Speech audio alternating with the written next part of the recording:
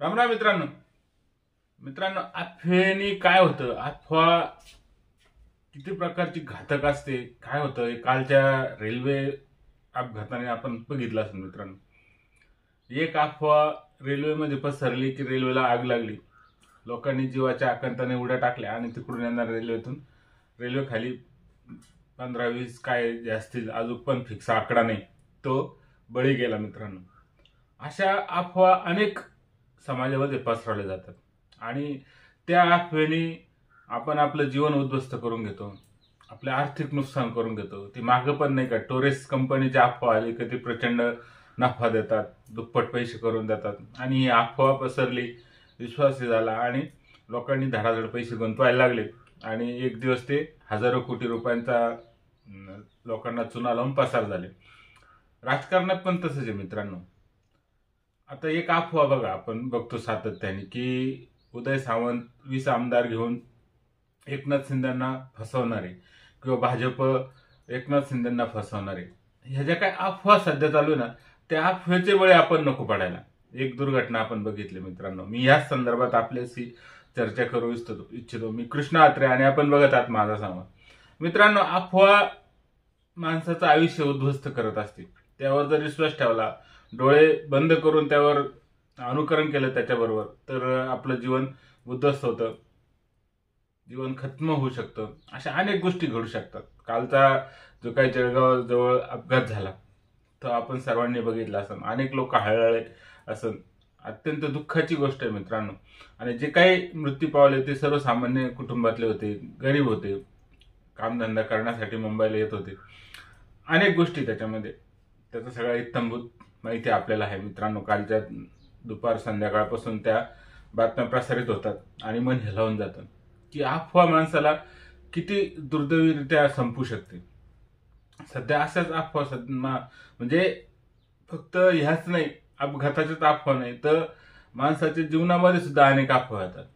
Torres कंपनीचं घ्या, मागं 15-20 दिवसापूर्वी मुंबईमधल्या ती काय पैसे दुप्पट करून देणारी कंपनी, ती पण अशीच अफवा होती ना का लोकांना प्रचंड फायदा होतो, इतक्या दिवसात दुप्पट पैसे करून देतात आणि लोकांनी कर्ज काढून दुसरीकडून उसने घेऊन त्या कंपनीत पैसे गुंतवले आणि एक दिवस ती कंपनी फरार झाली. जी अफवाच होती ना. अनेक लोकांची जी काही जमापुंजी होती ती उद्ध्वस्त झाली, आर्थिक नुकसान झालं, कोलमडले जीवनातून बरेचसे लोक. म्हणजे तसेच राजकारणामध्ये सुद्धा असे अनेक अफवा उठल्या जातो मित्रांनो. आणि त्या अफवेतून अनेक लोकांचे संसार उद्ध्वस्त होत्या. अनेक आपल्या म्हणजे जरी कोणाच्या जीवाला त्याचा धोका नसला तरी पण आपली जी आर्थिक स्थिती आहे समाजाची किंवा देशाची, राज्याची, ती आर्थिक स्थिती विस्कटण्यास हे होतं. जर राजकीय जीवनामध्ये अस्थिरता असेल, राजकीय वातावरणामध्ये अस्थिरता असेल तर अनेक प्रकारचे दुष्परिणाम समाजामध्ये घडत दिसून येतात मित्रांनो. गुन्हेगारी वाढती, बेबनशाही वाढती, अधिकारशाही वाढते. म्हणजे जे काही प्रशासकीय अधिकारी, शासकीय अधिकारी असते त्यांची आरेरावी वाढते. अनेक गोष्टी होतात मित्रांनो, हे आपण जाणतात. परंतु तरी सुद्धा मनुष्य प्राणी असा आहे का अफवांवर लगेच विश्वास ठेवतो. आता 2 दिवसापूर्वी पहा, एक अफवा पसरवली आपल्या विश्वप्रवक्त्यांनी की उदय सामंत हे 20 आमदार घेऊन फुटणारे आणि एकनाथ शिंदेना भाजप परत एकदा तोंडघशी पाडणारे. आता ते सगळ्या अफवा कशा होत्या ते त्या नेत्यांनी सांगितलं. अनेक प्रकारचे व्हिडिओ त्याच्यावर आपल्यापर्यंत आले असेल. म्हणजे ही एक अफवाच होती का नाही. आणि परत एक अफवा निर्माण होऊ राहिली की शरद पवार साहेब आणि उद्धव ठाकरे एकत्र, त्यांची 2-2.5 घंटे मिटिंग झाली म्हणतात परत 2-3 दिवसापूर्वी.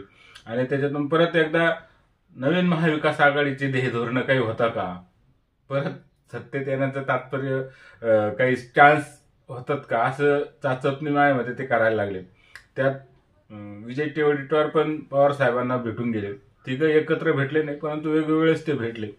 आणि असं परत एकदा वाटायला लागले की शरद पवार अजून पण शांत बसू शकत नाही. म्हणजे सत्तेशिवाय पवार साहेब शांत बसू शकत नाही, ही जी काय खुणगाट प्रसारमाध्यमांनी किंवा लोकांना माहिती आहे ती परत एकदा सिद्ध झालेली. जनतेने इतकं प्रचंडरित्या त्यांना नाकारलेलं आहे. विरोधी पक्ष नेता मिळू शकेल अशी या तिन्ही महाविकास आघाडीतल्या कोणत्याही पक्षाला संख्या मिळू दिली नाही जनतेने.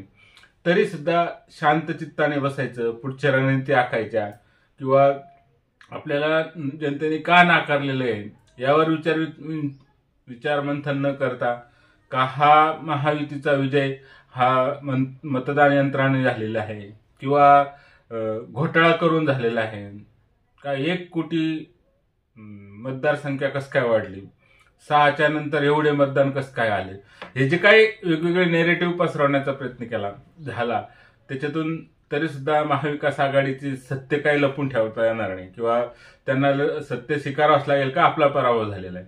तरी सुद्धा जे म्हणतो ना का दिवा तेल संपल्यानंतर फडफड करायला लागतो, मोठा व्हायला लागतो, तशी स्थिती महाविकास आघाडीची झाली आहे काय अशी शंका येते मित्रांनो.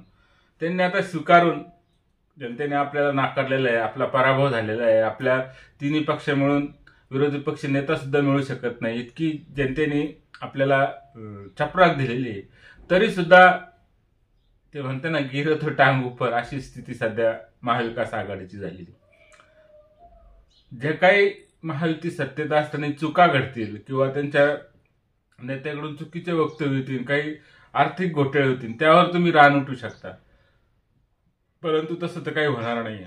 आता कोणी फोडाफोडी करणार नाही.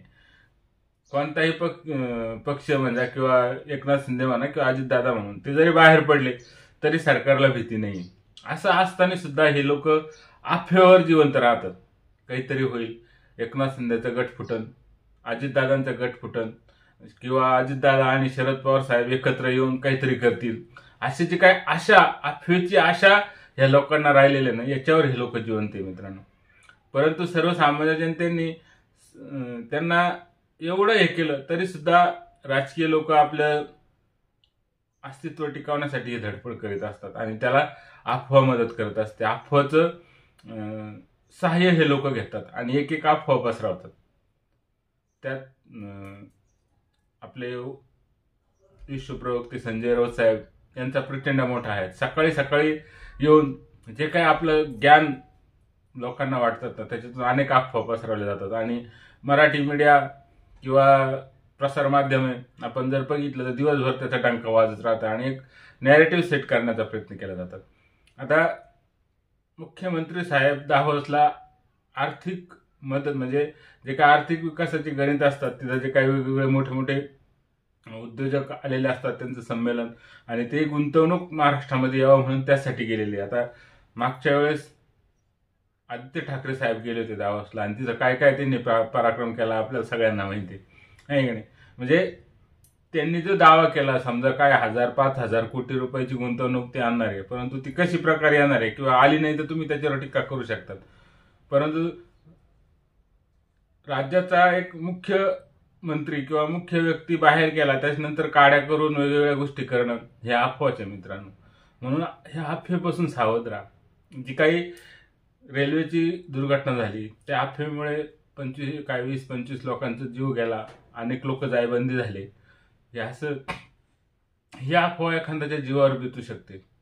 म्हणून अफवेपासून सर्वसामान्य जनतेने सावध राहायला हवं. मग भलं ती राजकीय असू, आर्थिक असू, अपघाताची असू, कोणती असू, अफवा ही कदाचित जीवघेणी ठरू शकते.